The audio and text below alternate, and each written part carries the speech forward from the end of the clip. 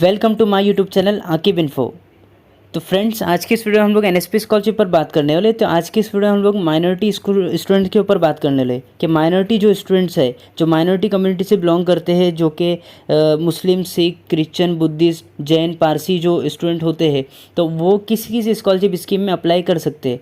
तो उसके बारे में फुल डिटेल्स में हम लोग बात करने वाले कि किस किस स्कीम में अप्लाई कर सकते हैं, उसकी एलिजिबिलिटी क्राइटेरिया क्या होनी चाहिए, उसको डॉक्यूमेंट्स क्या क्या लगते हैं और उसको कैसे अप्लाई किया जाता है, उसको अप्लाई करना कब से स्टार्ट होगा। इस एनएसपी स्कॉलरशिप की वेबसाइट पर 2023-24 के न्यू फॉर्म उसके लिए कब से स्टार्ट होंगे, वो फुल डिटेल्स के अंदर हम लोग आज की इस वीडियो में बात करने वाले। तो चलिए बिना की देरी की वीडियो को स्टार्ट करते हैं। वीडियो को स्टार्ट करने से पहले आप हमारे चैनल पर नए हो, चैनल को सब्सक्राइब करके बेल आइकॉन जरूर प्रेस करिएगा। तो चलिए बिना की देरी की वीडियो को स्टार्ट करते हैं। तो यहाँ पर देखिए हम आ चुके हैं एनएसपी स्कॉलरशिप की ऑफिशियल वेबसाइट पर। इसका लिंक मैंने आपको डिस्क्रिप्शन में फर्स्ट ही दे दिया है। जैसे ही डिस्क्रिप्शन के फर्स्ट लिंक पर आप क्लिक करते हैं तो यहाँ पर आप पहुँच जाते हैं। तो यहाँ पर आने के बाद आप नीचे देख सकते हैं। तो यहाँ पर जैसे आएंगे तो नीचे आएंगे तो एक स्कीम मिलती है मिनिस्ट्री ऑफ माइनॉरिटी को, माइनॉरिटी अफेयर्स के नाम से। ये देखिए ये वाली स्कीम है ना, मिनिस्ट्री ऑफ माइनॉरिटी अफेयर्स। तो इसमें जितने भी माइनॉरिटी स्टूडेंट होते हैं जो माइनॉरिटी कम्युनिटी बिलोंग करते हैं, माइनॉरिटी कम्युनिटी कौन हो गई, Muslim, Sikh, Christian, Buddhist, Jain and Parsi और दूसरे जितने भी माइनॉरिटी कम्युनिटी से बिलोंग करते हैं वो इस स्कीम में अप्लाई कर सकते हैं। यहाँ पर आपको नज़र आ रहा होगा कि माइनॉरिटी कम्युनिटी से कौन कौन बिलोंग करते हैं, तो वो इस स्कीम में अप्लाई कर सकते हैं। ये देखिए आप यहाँ पर मिनिस्ट्री ऑफ माइनॉरिटी अफेयर्स। तो यहाँ पर जैसे आप क्लिक करते तो यहाँ पर मैं आपको क्लिक करके बताता हूँ।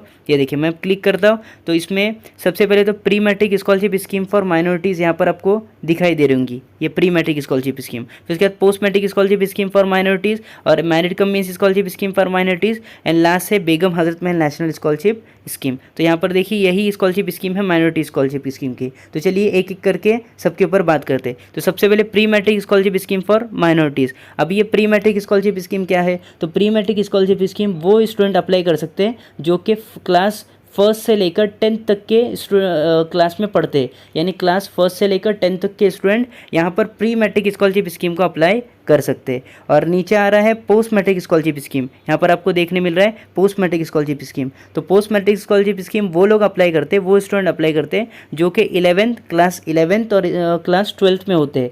क्लास 11th और क्लास 12th में अगर होंगे तो पोस्ट मैट्रिक स्कॉलरशिप स्कीम को अपने वहाँ पर चूज़ करना है लास्ट, जब आप डॉक्यूमेंट्स वगैरह वहाँ पर सबमिट करेंगे उस टाइम पे। और नीचे आएंगे, नीचे आने के बाद यहाँ पर देखिए मैरिट कम मीन्स स्कॉलरशिप स्कीम। तो मैरिट कम मीन्स स्कॉलरशिप स्कीम वो स्टूडेंट चूज़ करते हैं, वो स्टूडेंट मैरिट कम मीन्स स्कॉलरशिप स्कीम में अप्लाई करते हैं जो कि 12th से अबव होते हैं, यानी 12th से 12th पास होते हैं वो स्टूडेंट, वो या फिर वो ग्रेजुएशन में हो या फिर BE कर रहे हो, BTech कर रहे हो या फिर ITI कर रहे हो, डिप्लोमा कर रहे हो, वो कुछ भी कर रहे हो, 12th से ऊपर हो तो वो merit come means scholarship scheme for professional and technical course CS के अंदर अप्लाई करते हैं। ये मैरिट कम मीन्स स्कॉलरशिप स्कीम 12th वाले अबव वाले स्टूडेंट अप्लाई करते हैं। Post matric scholarship scheme 12th वाले 11-12th वाले स्टूडेंट अप्लाई करते हैं। और pre matric scholarship scheme first से लेकर 10th तक के जितने भी स्टूडेंट होते हैं वो प्री मैट्रिक स्कॉलरशिप स्कीम को अप्लाई करते हैं। तो ये अप्लाई करने का उनका क्राइटेरिया हुआ। फिर उसके बाद यहाँ पर देखिए नीचे आने के बाद Begum Hazrat Mahal national scholarship scheme. अब ये Begum Hazrat Mahal national scholarship scheme ये पिछले 2 साल पहले उनकी अलग वेबसाइट थी Begum Hazrat Mahal national scholarship scheme की। तो ये Begum Hazrat Mahal national scholarship scheme ये भी सेंट्रल सेक्टर की स्कीम है और ये यहाँ पर NSP स्कॉलरशिप स्कीम ये भी सेंट्रल सेक्टर की स्कीम है। तो क्या हो रहा था कि कोई ऐसे स्टूडेंट थे जो यहाँ भी NSP स्कॉलरशिप भी अप्लाई कर रहे थे और बेगम हजरत महल की वेबसाइट पर जाकर वहाँ पर भी फॉर्म अप्लाई कर रहे थे। इसकी वजह से उनको डबल स्कॉलरशिप है वो उनको मिल रही थी। इसलिए क्या हो गया कि Begum Hazrat Mahal national scholarship scheme को भी NSP स्कॉलरशिप के पोर्टल पर ही लॉन्च कर दिया गया है। तो फिर जो स्टूडेंट इसको अप्लाई करेंगे NSP स्कॉलरशिप को, तो यहाँ पर देख सकते हैं कि उसमें Begum Hazrat Mahal national scholarship scheme भी आती है।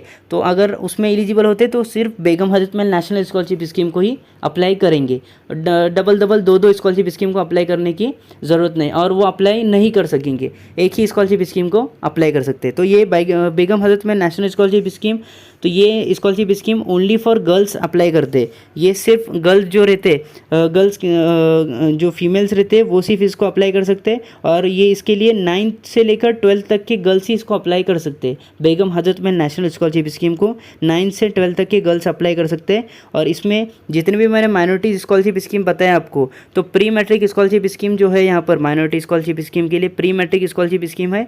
तो इसमें डॉक्यूमेंट्स सिर्फ आपका जो बोनोफाइड रहता है वो भी वहाँ से डाउनलोड करके के इंस्टीट्यूट वगैरह से साइन करा कर वहाँ पर ही अपलोड करना पड़ता है।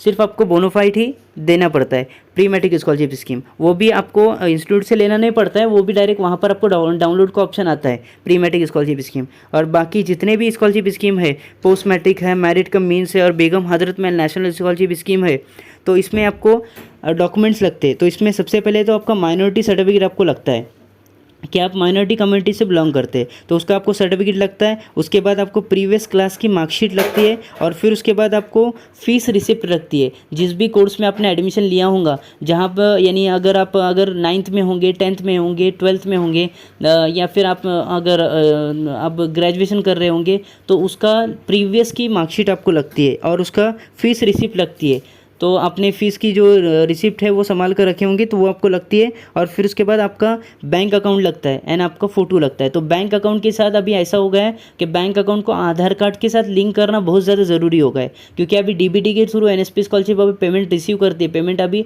एनएसपी स्कॉलरशिप की जो पीएफएमएस के थ्रू जाती है, वो डीबीटी मोड अगर एक्टिवेट रहेगा आपके बैंक अकाउंट में, तो उसके थ्रू आपके बैंक अकाउंट में वो क्रेडिट होती है। इसलिए सबसे पहले आप आधार कार्ड को लिंक करा लीजिए आपके बैंक अकाउंट में जाकर। देख लीजिए आपका आधार कार्ड लिंक है कि नहीं है आपके बैंक अकाउंट से। अगर नहीं होगा तो आधार कार्ड को और बैंक अकाउंट को लिंक कराकर ले लीजिए।